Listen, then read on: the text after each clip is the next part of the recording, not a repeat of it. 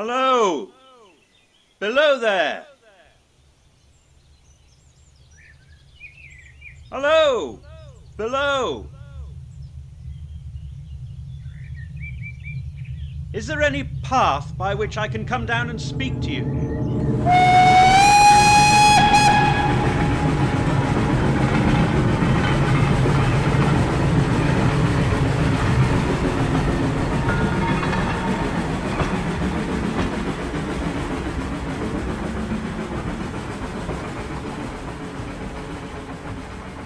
I say, is there a path down into the cutting?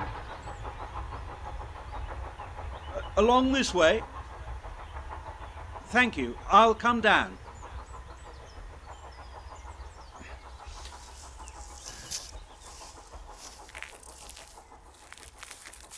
Here we are.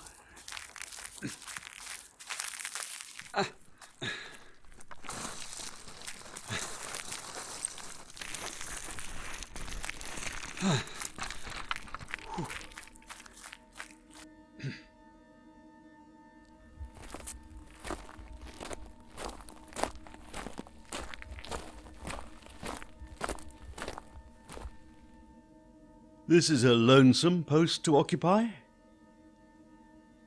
I saw you from above and felt I should like to speak with you. You'll forgive the intrusion, I hope. What are you looking at? Ah, the red light at the mouth of the tunnel. That is part of your charge, is it not?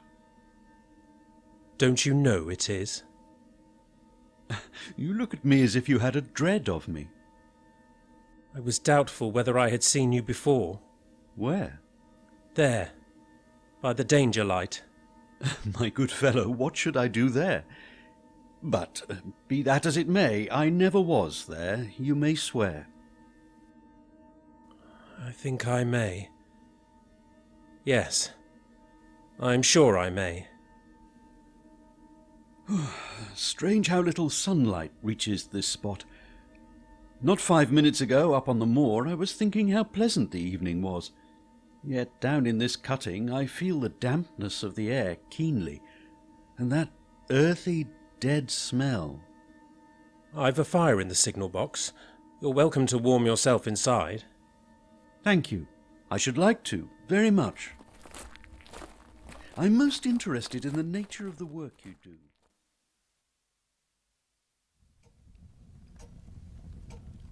More whiskey, sir? A tot, thank you. I must say your own abstinence puts me to shame. In fact, throughout our conversation I've been much impressed by the way you've continued to discharge your duties. Several times now that little bell has rung and you've had to break off to attend to a signal or display a flag to a passing train. Your vigilance does you great credit. You almost make me think that I have met with a contented man. Except that... Except what, sir? Well, forgive me, but twice this evening I have seen you look towards the bell when it did not ring, and on both occasions you opened the door and looked out towards the red light at the mouth of the tunnel, before coming back to the fire with an inexplicable air of something amiss. I believe I used to be a contented man. But I am troubled, sir. I am troubled. With what? What is your trouble? Let me ask you a question. What made you cry, "Hello, below there," tonight?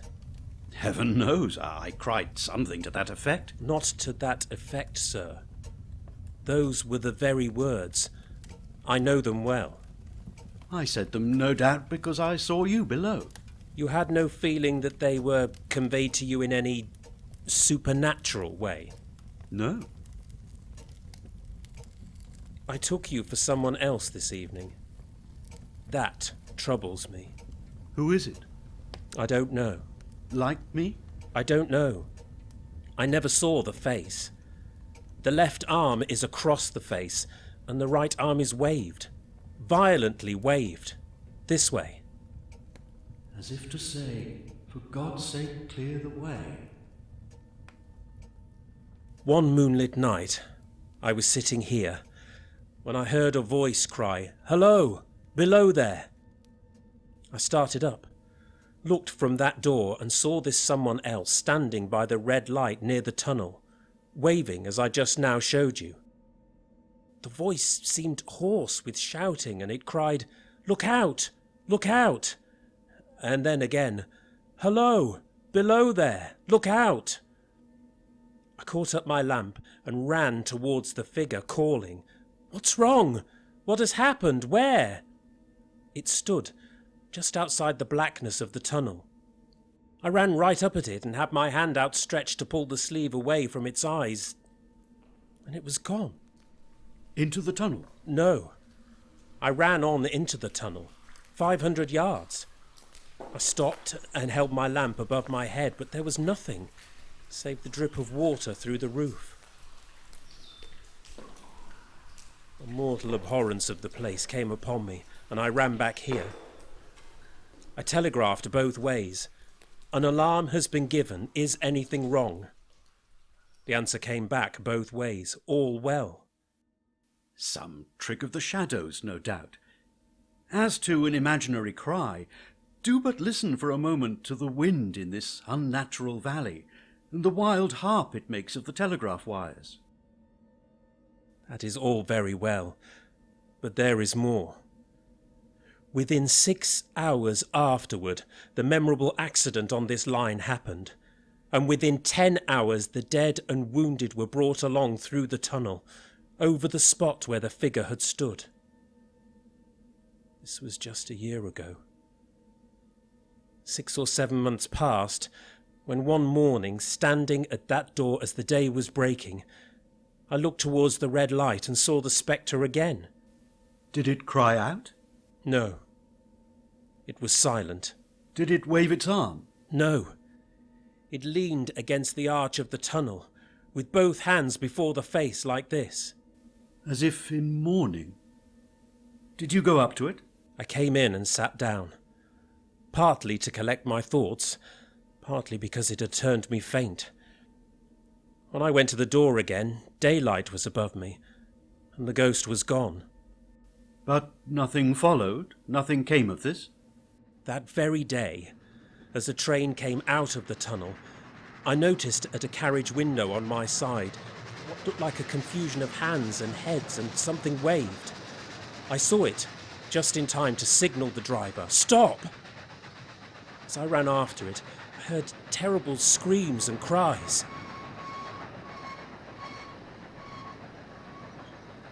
A beautiful young lady had died instantaneously in one of the compartments, and was brought in here, and laid down on this floor between us. Now, sir, mark this, and judge how my mind is troubled. The spectre came back a week ago. Ever since it has been there, now and again, by fits and starts. At the light? Aye, at the danger light.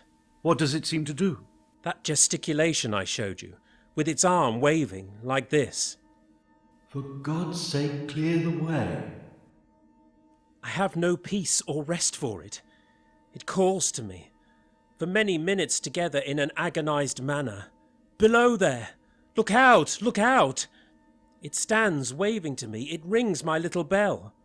Did it ring your bell earlier this evening when you went to the door and there was no train? Twice. Why, see how your imagination misleads you.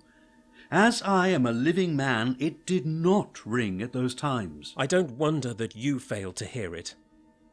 But I heard it. And did the spectre seem to be there when you looked out? It was there. Both times? Both times. By now you will fully understand, sir, that what troubles me so dreadfully is the question, what does the spectre mean? I am not sure that I do fully understand. What is its warning against? What is the danger? Where is the danger? Some dreadful calamity will happen somewhere on the line. It is not to be doubted this third time after what has gone before. But surely this is a cruel haunting of me. What can I do? If I telegraph danger, I can give no reason for it. It would do no good. They would think I was mad. Now, listen to me. If I cannot reason you out of your conviction, then let me put it this way. Any man who thoroughly discharges his duty has done well. You have done yours, and you must take comfort in it. You have done everything it is in your power to do. No one could ask more of you than that. I believe you have helped me tonight, sir, and I thank you for it. I will stay here with you through the night, if it will ease your mind. No, sir, I wouldn't hear of it. I've my work to keep me company. Then I will leave you now. But I shall call again tomorrow, if I may. I should welcome it. Well, good night, sir.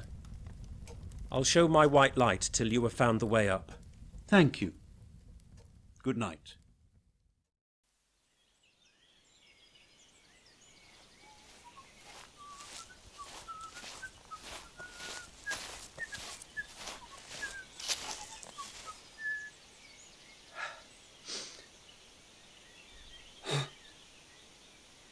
Dear God, what in the name of...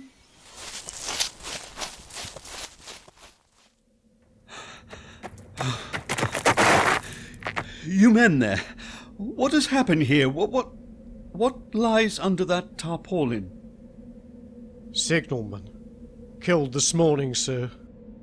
Not the man belonging to that box. Yes, sir. You will recognise him, sir, if you knew him, for his face is quite composed. In the name of God, how did this happen? He was cut down by my engine, sir. No man in England knew his work better, but somehow he was not clear of the outer rail. It was just at broad day. He had struck the light and had the lamp in his hand. As the engine came out of the tunnel, his back was towards her and she cut him down. You were the driver? Did you not see the poor fellow? Coming round the curve in the tunnel, sir, I saw him at the end, like as if I saw him down a perspective glass. There was no time to check speed. I knew him to be very careful. As he didn't seem to take heed of the whistle, I shut it off, and I called to him as loud as I could call. What did you say? I said, "Below there! Look out, look out! For God's sake, clear the way!" Oh, it was a dreadful time, sir. I never left off calling him. I put this arm before my eyes, not to see, and I waved this arm to the last. But it was no use. What is it, sir? You look as if you had seen a ghost. He told me he had a premonition of someone or something trying to warn him. The gesticulation you made, the words you cried are exactly as he described them to me. Except for that last phrase, "For God's sake, clear the way." Those are words that I myself, not he, attached to the gesture he imitated. I heard them only in my own mind.